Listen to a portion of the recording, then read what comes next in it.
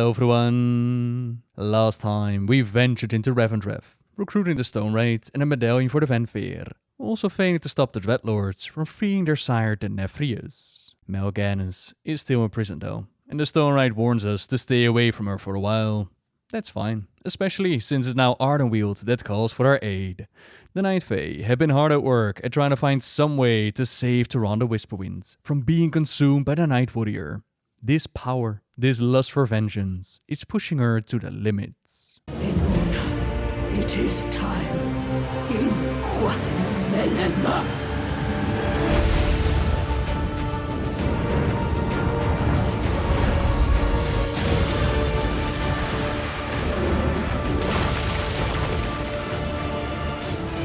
At last. And yet, the night's power wanes. Once again, she denies you victory. Mother Moon, do not forsake me. End this. It still gives me chills on that delivery there, but Mother Moon did not grant her the vengeance that she desired.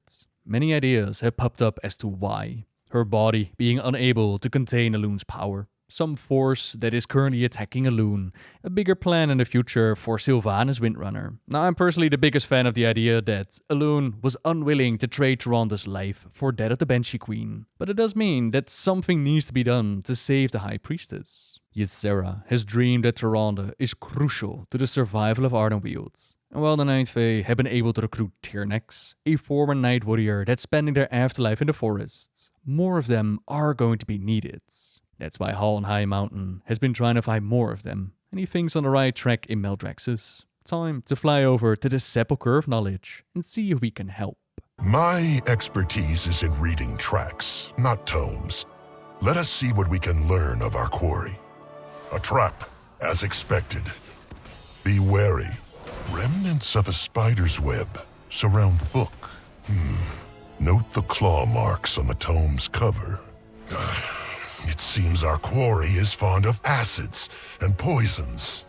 Clearly, we pursue a spy from the House of Eyes. Indeed you do. And you will tell me why. Keep to the shadows. Tyrande Whisperwind, a night warrior from my world, is in dire peril. We require former night warriors to join us in a ritual to aid her. To spare her a grisly death, you mean? As we are allies, I will assist you. But not before my current mission is complete. Each domain that we get to visit in the Shadowlands, it has their own problems to deal with. Maldraxxus, they had to contend with infighting while their Primus was missing. Manipulation from the dark at the hands of Kel'Thuzad. By the time that we arrived, the House of Plagues and the House of Ice, they were already destroyed. And then Virus, he took over the House of the Chosen. In the meantime, we've pretty much taken care of business with the other houses, either by cleansing them, taking out our enemies, or returning them to our side. But the House of Ice, it still seeks their vengeance. Kalik, purge Kel'Thuzad's loyalists from the House of Rituals. Then you may aid the Night Warrior. By your leave, Baroness. Baroness, did you know this Tyrande Whisperwind in life? I know she is hard to kill. Focus on your mission, Kalik. As you command. In life, Vush was quite jealous of Tyrande, back when they were still a night elf. Thinking that Tyrande might become Azshara's new favorite, she had planned on killing the priestess. A plan that failed.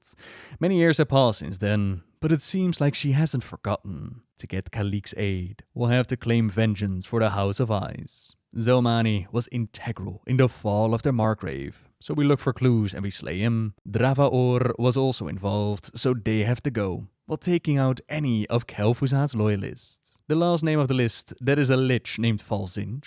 Margrave Sindain has been keeping a close eye on him, to learn more of what Kel'Thuzad is planning next. This is our clue as to when this is taking place. Again, the campaign seems to play out before the events within the raid Sanctum of Domination. We will reconvene in Ardenweald, Mawwalker. Do not tarry. Even now we contend with Kel'Thuzad's schemes. What else has he set in motion? One down, one more to go. Onwards to Revendreth, Where last week we discovered that the Stone Wraith, she has the ability to wield the powers of Elune, which she did quite a lot against the unseen guests, the dreadlords that are among us. She's not letting anyone into her territory, but Lady Moonberry and Cut-Your-Face, they've come up with a foolproof plan. All we need to do is just look like we belong there. We can ask around and find home. We need to look like we belong. So you and I are going to don some disguises. We'll ask if anyone has seen Holm. He's sure to stick out like a broken twig around here. You just worry about them keen-eyed ones. They'll see through you right quick. Watch out! That's one of them what can tell your disguise. Right. Don't be suspicious. Don't be suspicious. Don't be... No. We don't do that here. This had better be important. Are you done? No. But we will slaughter any intruders on sight. Oh, right, we will. Oh, yes, definitely. Slaughter! Carry on, then. I think we need to be a bit more specific. Hello, fellow Stoneborn. Might we ask you a question? No, you may not. Melganis makes us quite the offer. Untold power, greater than these pathetic puppets or their master could use. They have no concept of the true forces at work. All we need to do is find the sigils of binding which hold him in place and set the Dreadlord free. We really helping him escape? Of course not. We're just gonna have a bit of fun. So they just leave these lying around? What are you doing, Muckborn? Oh, Stone Wraith wants these kept safe, mate. Wouldn't want to make her angry, right, eh? Take them. Quickly! Excellent. Now, we tell that nice guard just how easy it was to collect these. And they tell us where to find your bloke. You think like the Fangs, Miss Wings. There was an incident on the wall, but the Stoneborn Honor Guard brought it to an end. Oh, thank you. Thank you. Hey, you a lively Worthless one. fool. You shall regret this betrayal soon enough. Should we be worried about him? It's not my fault he can't take a joke. So, where are we headed? Up and inside, where the squeezers are taken for, processing. You are late! We have anima in need of extraction and the Stone Wraith is occupied. Begin the process and be quick about it. Right. Off we go then. Don't trust the Fangs. How exactly None does of this them work? got sent. Well, you see, the Fangs make them face what put them in Revendreth. Tell me about the bad stuff you did, or else.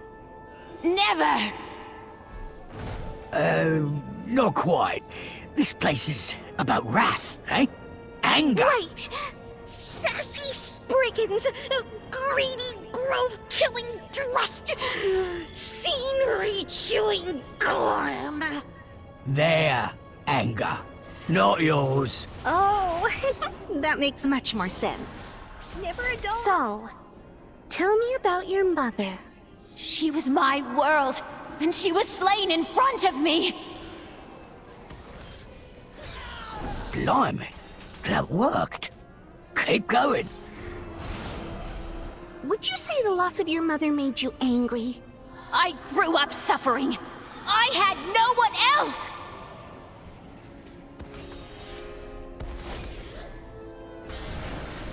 Yeah, that's the stuff.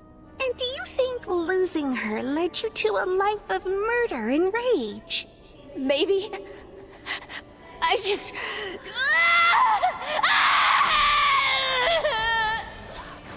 Might you have been responsible for quite a few dead mothers yourself? Yes, I was. Well, I think we had a breakthrough! Good session. Done so soon. Impressive. The intruder.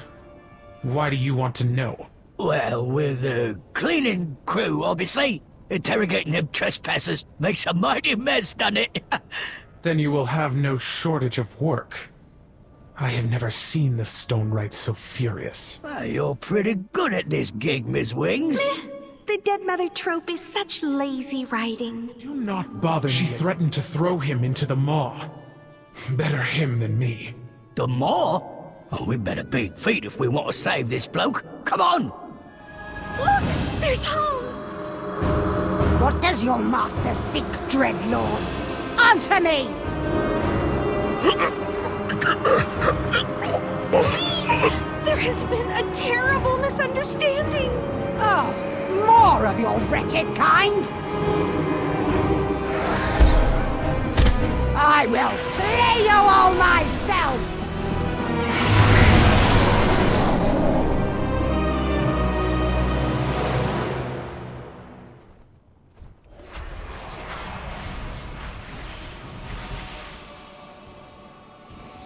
Choose your next Ardenweald?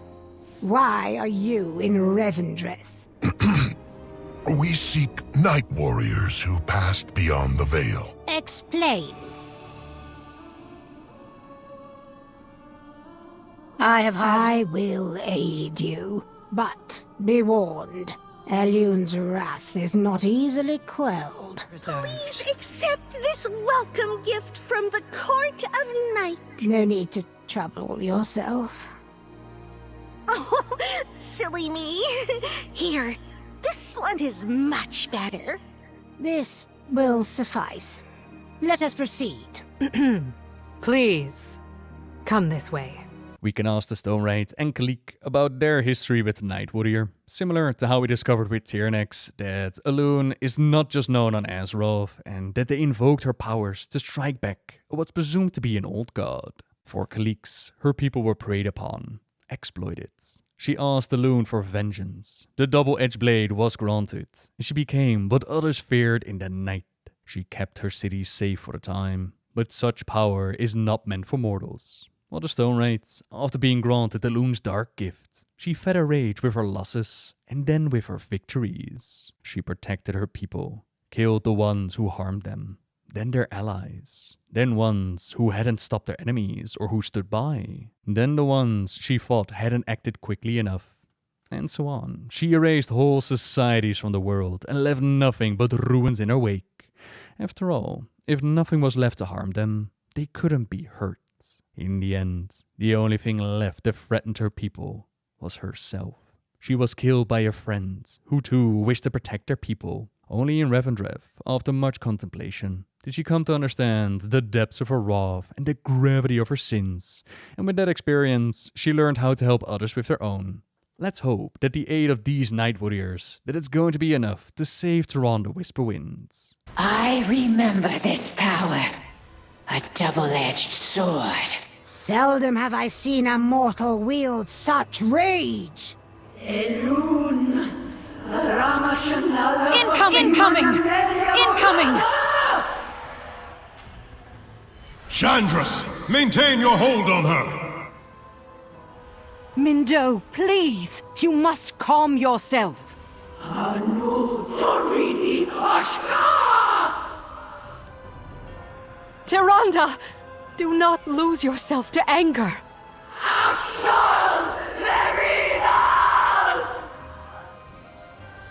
I don't think she's listening.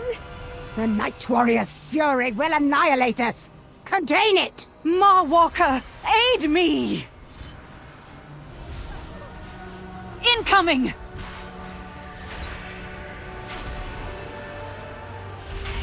Her strength grows. It overwhelms her. Good! No! She is absorbing even more of Elune's power! That is really not good!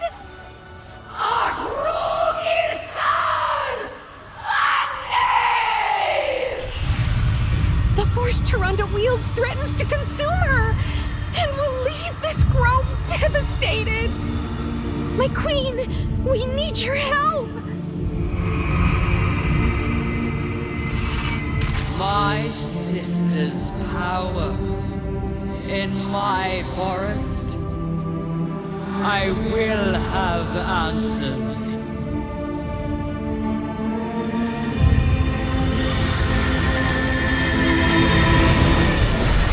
How dare you come here, sister? After our cries for aid went unheard, unanswered.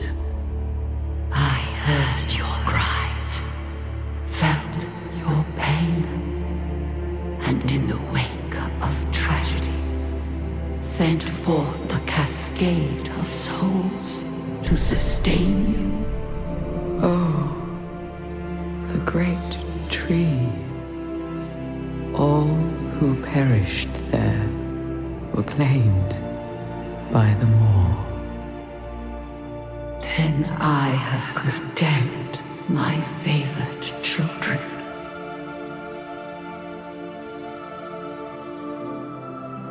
By our hand, we may yet guide their souls unto their spring, starting with this one. Tyrande invoked me.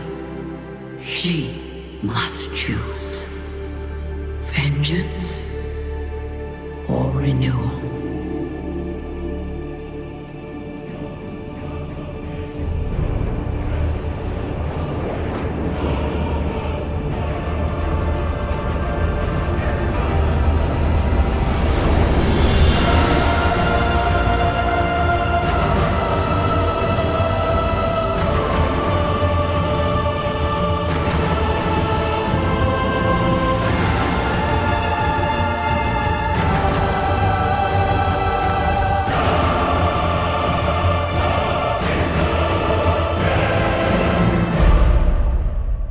This cutscene right here, it sparked a lot of discussions and debates on what exactly is going on. Elune speaks through Tyrande with her sister the Winter Queen. They're part of a cycle. Ardenweald has been described as the autumn and winter, whereas the Emerald Dream represents spring and summer. So within the Shadowlands, within Ardenweald, you can recover for a while. As a prime example, the demigods or the wild gods of Azeroth. When they're slain, they go to the Shadowlands, they go to Ardenweald. There, they recover, they use anima to bring forth out of their seeds. And once they're ready to go, they can jump through the portal, go to the Emerald Dream, the spring and summertime again. Do you have a sister, mortal? You are certainly as vexing as mine. We already knew that things between the sisters weren't exactly great, but now we know why. The Winter Queen had cried out for aid, and she believed that Elune did not hear them, did not answer the call, but she did. In the wake of tragedy, she sent forth the cascade of souls to sustain her sister. It doesn't outright say that she did this to combat the drought, that the cries for aid are related to the drought that Ardenweald had to deal with, but I find it really difficult to explain why else Elune would send forth a cascade of souls, as souls translate into anima. A cascade of souls from the Great Tree, meaning the burning of Teldrassil, all who perished there. Unfortunately, the wording is pretty vague, and there's a lot of room to fill in what exactly happened here. She says that it was in the wake of tragedy, but that doesn't rule out that she was responsible for the tragedy to begin with. Going back to the moment of the burning of Teldrassil, we have the story called A Good War, which describes a bit more on what they were thinking. Sylvanas' plan of conquest played out exactly the way she wanted. Malfurion was in front of her on a platter, but instead of taking the kill, she decided to hand it over to Saurfang. Some back then tried to explain this as she was testing his loyalty, but that never came to be. She just handed over the kill, handed over the completion of their invasion into Darkshore. And as we know, Saurfang didn't because of his honor. A miracle granted by the honorable hand of a foolish old orc and an overconfident war chief. Best to lay blame where it belonged. This was her mistake as much as Saurfang's. This conquest of Darnassus would rattle the Kaldorite people. They would grieve for their lust, fear for their imprisoned, and tremble at the thought of the horde ransacking their homes. But they would not fall to despair. Not anymore. Malfurion's impossible survival would give them hope. Their wound would heal. Even in this dark hour, they would say, Elune still watches over us. And that was almost certainly true, wasn't it? Elune had intervened. Perhaps she had even stayed Saurfang's killing blow, and she wouldn't be the only force beyond the Alliance to oppose Sylvanas' true objective. You've made life your enemy. And that is a war you'll never win. You can kill us, but you cannot kill hope. Can't I? Now I understand why you brought me here. Why you've tried so hard to persuade me. Because if you can get me to let go of hope, you finally can too. Now, I don't think that is the story that they want to tell. I don't think they want to go with the idea that Elune was actually responsible for the burning of Teldrassil, nor that she could do anything against the burning. And yet, there is a lot of room for interpretation and discussions, especially when you think about how much else Elune could have done. She was apparently watching these events unfold quite closely. She placed the Night Elves in a sleep before the fires claimed them. In the story, her powers have been wielded through her followers in epic proportions. Could Elune truly not have done more? And it all kind of goes back to the part where the burning of Teldrassil, in my opinion, it should have never happened to begin with. But here we are, and again, they're poking at it, they're altering it a bit. Speculation aside, we know for certain that Elune sent forth a cascade of souls into the Shadowlands towards her sister to sustain her, which in all fairness, being sent to Ardenweald, it's not the worst fate that someone can have. Yet, she is unaware that all the souls never made it into Ardenweald, as they all been going directly into the Maw. Again, a bit vague, like how much involvement did Elune have? Do the Night Elf souls just not go to the Shadowlands at all? Do they always stay behind on Azeroth as wisps? And is that what she sent off into the Shadowlands? Like, you don't get to chill on Azeroth, you go into the afterlife, my sister needs to feed. What exactly was her involvement in sending this cascade of souls? It deserves a bit more of an explanation, I suppose. But either way, it's a rather big oopsie from the goddess Elune there. I think it's very fair that she didn't know about the jailer or the Maw, but you would expect them to be wondering why there's a drought going on, right? Just sending your favorite into the Shadowlands and just hope for the best. I guess that not even a goddess can always get it right. I did have the great Charlie on my Discords. They dropped a great suggestion. What if the Dreadlords manipulated some strings? The adherents to life are the most insidious of opponents, perhaps because their nature is so antithetical to our own. Still, we learn much from observing the link between their plane and Ardenweald, and we have high confidence that a vulnerability has been identified. Our operative has already gained the trust of her targets. What if their operative was the one suggesting to Elune that it would be a really good idea to send these souls into the Shadowlands to help out her poor sister? I kinda wish the cutscene would give us something hinting at that. But all that said, what is it going to mean for the future of the Night Elves? Mother, is it you? I am myself again. What I have seen this day, I can scarcely believe. I was present for every moment, and yet outside myself, as much a witness as you were. So much beauty in her voice, and sorrow as well. The tear was mine as much as hers. The Winter Queen spoke of a purpose for the souls of our people. What did she mean? That Elune did not tell me, daughter. Not yet. In the best case scenario, their goddess made a mistake and delivered them straight into the hands of the jailer, and that's the best case scenario. That's not going into the potential of Elune manipulating the fire to begin with, or Elune not doing more to help them. How will the Night Elves now look at their goddess, and is there gonna be a massive change in their society? I would have loved to see Tyrande actually be somewhat pissed or upset about what happened, acknowledging what happened with their goddess. You all remember those spirits in Torghast, right? No peace in death. Higher! Burn with us! Burn!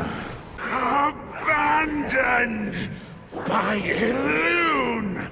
Priestess! Lies! Forgive us. There is no other way. The Banshee has won! All life consumed!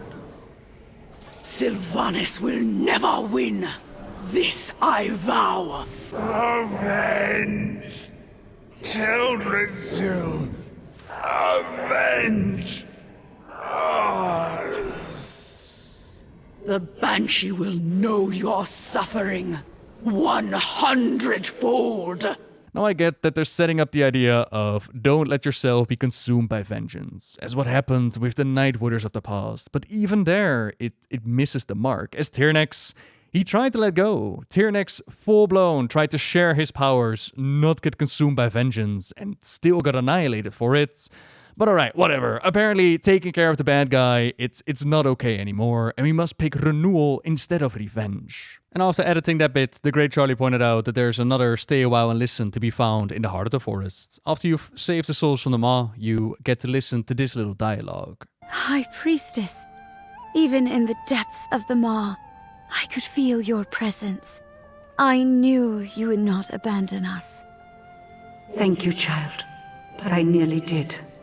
I was so consumed by the fires of vengeance that I was blind to the ashes at our feet.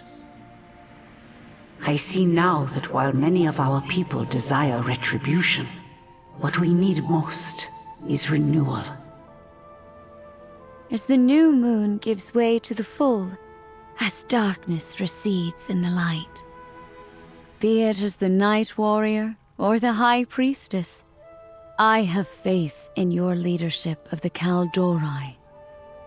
Then I shall endeavor to be worthy of it. Watch over us from the boughs, Astari. Elune adore. Either way, Tyrande decides to go for renewal. The Sister's Tear is brought back to the heart of the forest. Well, I wonder if she's actually still the Night Warrior. She has the title, but she doesn't have the eyes, and if we look at the quest journal description, it seems like Tyrande's powers have stabilized. Wonder if that means that she's now in control of the Night Warrior, or if they used all of her powers for that seed thing. Through drought and loss, Ardenweald suffered. But together we have saved our home from a terrible darkness. With perseverance and kinship, hope is restored to our groves. And our hearts as well.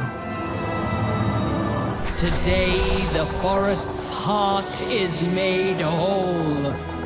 The cycle is renewed. Death and life in harmony once more. A new sigil arises to embody our covenant's future. My huntress, you have done well. You have the thanks of all Ardenweald.